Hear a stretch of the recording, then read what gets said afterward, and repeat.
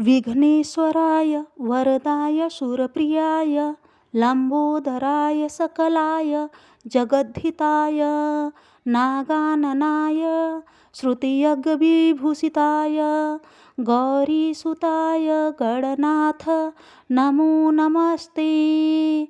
भक्तार्थिनाशन पराय गणेशाश्वराय सर्वेश्वराय शुभदाय सुरेश्वराय विद्याधराय विकटाय च वामनाय भक्तप्रसन्न वरदाय नमो नमस्ते। नमस्ते ब्रह्मरूपाय विष्णुरूपाय ते नमः। नमस्ते रुद्रायूपाय करीरूपाय ते नमः।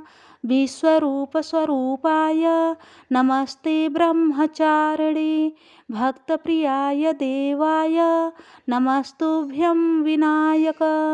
लंबोदरं नमस्तुभ्यं सततं मोदकप्रियं निर्विघ्नं कुरु मे देव सर्वकार्येषु सर्वदा। त्वां विघ्नशत्रुदलनेति च सुन्दरेति भक्तप्रियेति सुखदेति फलप्रदेति विद्याप्रतघ्य हरेति च ये स्तुवन्ति तेभ्यो गणेशवरदो भव नित्यमेव गणेशपूजने। कर्मयन्नं यूनम् अधिकं कृतं तेन सर्वेण सर्वात्मा प्रसन्नो अस्तु सदा मम।